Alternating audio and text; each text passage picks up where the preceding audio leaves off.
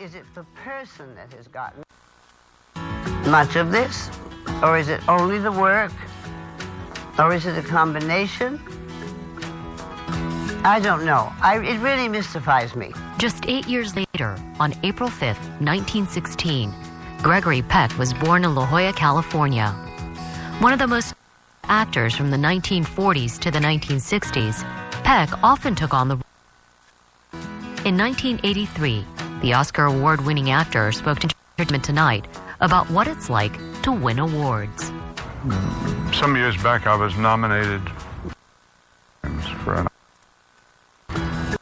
before I finally got lucky and brought one home. And I honestly never, at any one of those 4 times, did I feel any anxiety or any must win. And as a matter of fact, I always agreed with the way it went. I mean, I was up against people like Laurence Olivier in Hamlet. And as I remember, Frederick March in The Best Years of Our Lives. In The Lost Weekend. And I always felt it went to the right fellow. Finally, it came my way.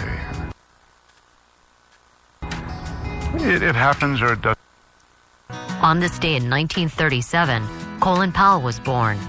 Serving under President George W. Bush, he became the first African American to be appointed as a U.S. Secretary of State. April 5th, 1976, marks the day the world lost eccentric American business tycoon Howard Hughes. Hughes used his family's inheritance to fund several movies and found his own aircraft company. After a plane crash in 1946, he began to retreat from the public eye and became reclusive. And it was in 2008 that Charlton Heston died, the Hollywood. We remember what some may not. He used his civil rights in the 1960s, attending the March on Washington. Later, he became an ardent spokesperson for the NRA, and in 1998, he was elected president. Also born today was one of the most private people ever to become a movie star, hiding his many demons behind the characters he played in more than 70 Hollywood films. Yet paradoxically, it's his private to define him in the public imagination. A long love affair with Spencer Tracy, born on April 5th, 19...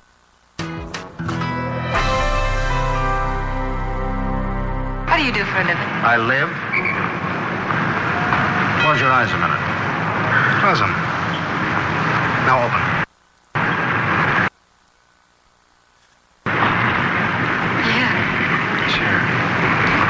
$2 a day for this. All I have to do is walk up tonight on and off. Is this your regular job? No, I don't believe in regular jobs. I do this for a friend of mine. I sub for him on his night off. And all you got to do is walk up and down here? That's all. Is it all right if I walk up and down with you? Sure, it's a free country, isn't it? Breezy, rakish charm. Rough and tumble masculinity. Quiet dignity and spirituality. There seemed to be nothing in the human experience that Spencer Tracy couldn't convey. And with so much conviction, he seemed to be playing himself. He was monumental. When you say actor, you mean Tracy plus a great deal more.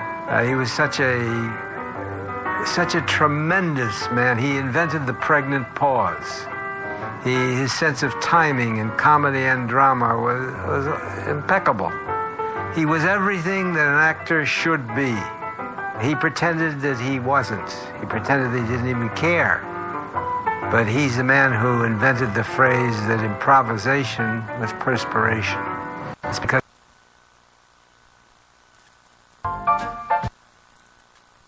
studying acting and in 1930, he made his screen debut opposite Humphrey Bogart in John Ford's Up the River. But his career didn't really take off until he joined MGM in 1934, where he won. In 19 for Boys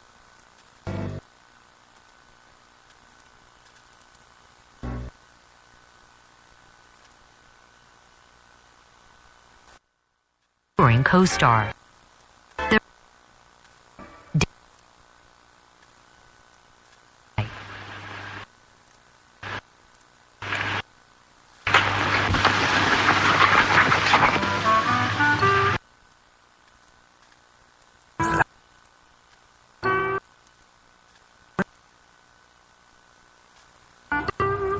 And that was very attractive to the public. Was a point of view at that time. And that's attractive. Spencer Tracy and Katharine Hepburn went on to quarter century and became lovers in real life as well. His association with Katharine Hepburn in itself was unique and odd. Many, many years they were together. She took nothing from no.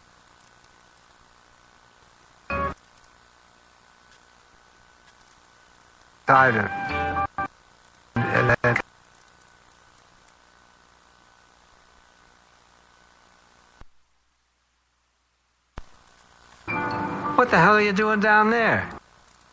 She said, well, Spencer, I just thought. He says, Spencer, I just said, will you go out of the room and come in like a human being?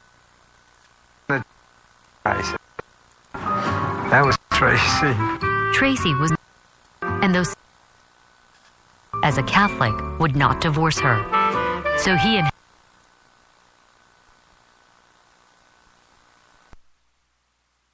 In Los Angeles. And I never went out with Spencer all those 28 years in Los Angeles, ever.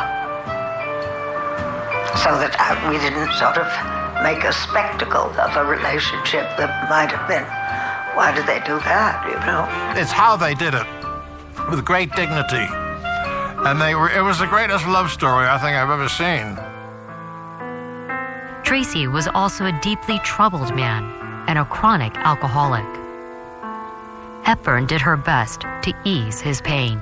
I met him first when I was a film editor at MGM, and he was a star, but she used to go out and chase him around with a police van from the studio to pick him up after he'd be in a restaurant where he'd broken windows, thrown the chairs and tables through the windows of the restaurant. So it was pretty bad then.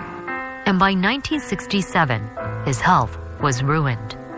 And both Tracy and Hepburn knew their latest film, Stanley Kramer's Guess Who's Coming to Dinner, would be his last. Despite his frailty, he delivered an unforgettable performance. There would be only one thing worse. And that would be if, knowing what you two are, knowing what you two have, and knowing what you two feel, you didn't get married. Spencer Tracy died just 1 week after filming ended. He was literally an actor to the very end. Visit Decades.com for daily and weekly schedules, program descriptions, where to watch, and more. Log on and look back at Decades.com. Attention! If you currently have life insurance, you could be over